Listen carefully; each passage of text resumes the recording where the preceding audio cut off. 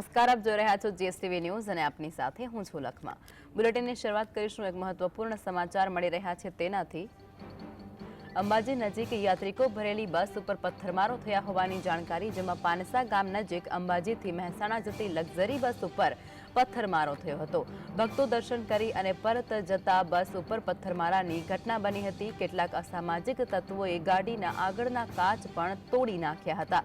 Police દ્વારા સમગ્ર બનાવના આરોપીઓને પકડવા માટે ટીમ બનાવવામાં આવી છે અને આગળની તપાસ પણ પોલીસે હાથ ધરી છે.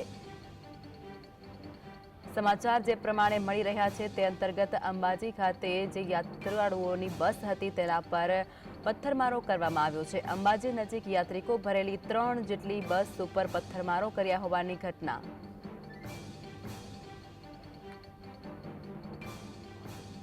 મહેસાણાથી અંબાજી દર્શનના માટે નીકળ્યા હતા 3 લક્ઝરીઓ અમારી સમાજની લઈ. તો રાતે અમે પરત થતા હતા રાત્રે 8:30 વાગે. તો ત્યાં અંબાજીથી 5 કિલોમીટર નજીક થોડા દૂર આવ્યા અને એમાં 3 ગાડીઓ ઉપર પથ્થરમારો થયો. એમાંથી એક ગાડીમાં કાચ તૂટી ગયા અને બીજી ગાડીઓના ગોબા ને એવું બધું પડ્યું હતું. વધુ વિગતો આ મુદ્દે અમારા સંવાદદાતા દેવેન્દ્ર આપી રહ્યા છે. દેવેન્દ્ર, અંબાજી નજીક યાત્રિકો ભરેલી 3 જેટલી બસ ઉપર પથ્થરમારો કરવામાં આવ્યો છે. શું છે જાણકારી અને કેવી પરિસ્થિતિ?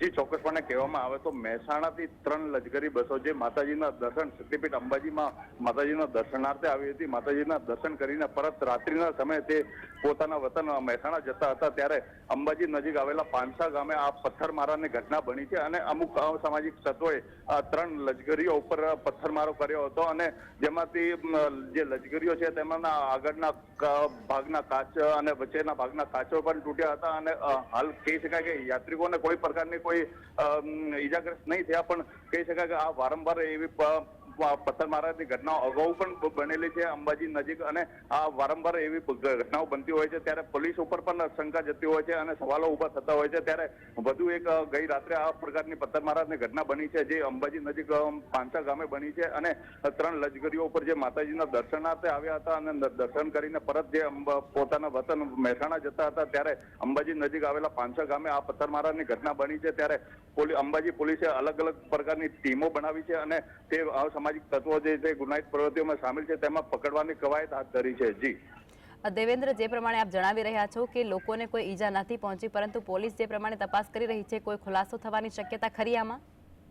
જી, ચોક્કસપણે આમાં કહી શકાય કે જે આ પ્રકારની પથ્થરમારાની ઘટનાઓ અંબાજી નજીક આજુબાજુની જે પહાડી વિસ્તાર છે ત્યાં અમુક વાર બનતી હોય છે અને અગાઉ પણ લશ્કરી બસો ઉપર પથ્થરમારાની ઘટના બની હતી અને જેમાંથી પોલીસે અમુક તત્વોને પકડી પણ પાડ્યા હતા. ત્યારે આ પ્રકારની ઘટના ગઈ રાત્રે પણ બની છે અને પોલીસ પણ સતત પેટ્રોલિંગ પણ વધારવાની વાત કહી રહી છે અને તે અલગ અલગ ટીમો પણ બનાવી છે જેથી જે અસામાજિક તત્વો છે જે છે તે એવી પ્રકારની ઘટનાઓને અંજામ આપતા હોય છે તેમને પકડીને કાયદેસરની કાર્યવાહી કરશે. જી દેવેન્દ્ર, જોડાયા અને જાણકારી આપી તે બદલ આપનો આભાર.